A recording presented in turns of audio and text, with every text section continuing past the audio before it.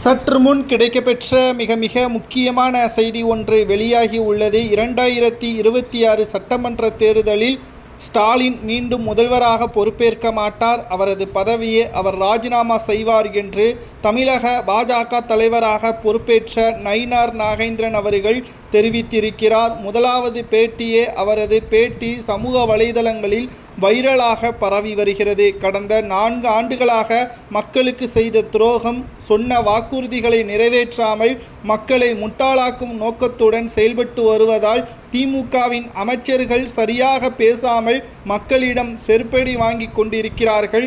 அதை மறைப்பதற்கும் தமிழகத்தில் ஊழல் செய்வதை வெட்ட வெளிச்சத்தில் அமலாக்கத்துறை அதிகாரிகள் நடைபெறக்கூடிய இந்த ரைடு மத்திய பாஜகவின் திட்டமிட்ட சதி என்று பாஜகவின் மீது பழி போடுவது சரியா?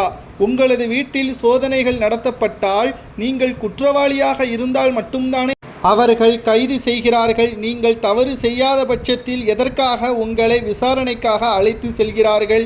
தற்பொழுது திமுக கடந்த 10 ஆண்டுகளாக ஆட்சி அமைக்க முடியவில்லை.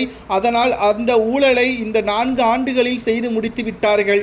சொன்ன வாக்குறுதியோ 545, ஆனால் முடித்ததோ 20% கூட இல்லை. அதுவும் அதிமுகவின் ஆட்சியில் கொண்டு வரப்பட்டு முடிவுக்கு வந்த திட்டங்களை தான் திமுகவின் ஆட்சியில் செயல்படுத்தி முடித்திருக்கிறார்கள். வெறும் 20% மட்டும் முடித்துவிட்டு நாங்கள் இரும்பு கரம் கொண்டு தமிழகத்தை நடத்தி வருகிறோம் என்று வாய்க்கு வந்ததை பேசுகிறார் முதல்வர் ஸ்டாலின் அவர்கள். மக்கள் இனியும் ஏமாளியாக இருக்க மாட்டார்கள். 2021 சட்டமன்ற தேர்தலில் திமுக வெற்றியடைந்து விட்டது, அதில் எந்த ஒரு மாற்று கருத்தும் கிடையாது. ஆனால் சொன்ன வாக்குறுதிகளை நிறைவேற்றாத காரணத்தினால் அதிமுகவாக இருக்கக்கூடிய எதிர்க்கட்சியினர்கள் பிரச்சாரம் செய்யாமலே திமுக ஆட்சியை கவிழும் என்று நயினார் நாகேந்திரன் அவர்கள் கூறுவது சரியா? அதாவது தமிழகத்தை பொறுத்தளவிற்கு மக்கள் ஒரு முறைதான் திமுகவிற்கு வாய்ப்புகளை கொடுப்பார்கள்.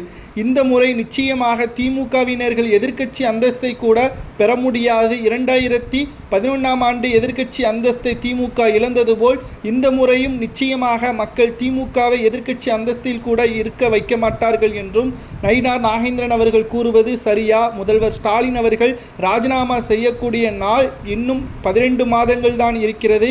2026 மே மாதம் சட்டமன்ற தேர்தல் முடிந்த பிறகு நிச்சயம் தமிழகத்திற்கு மிகப்பெரிய ஒரு விடிவு காலம் நடக்கப் போவது உறுதிதான் என்று நயினார் நாகேந்திரன் அவர்களது கூற்றை ஏற்றுக்கொள்ளலாமா?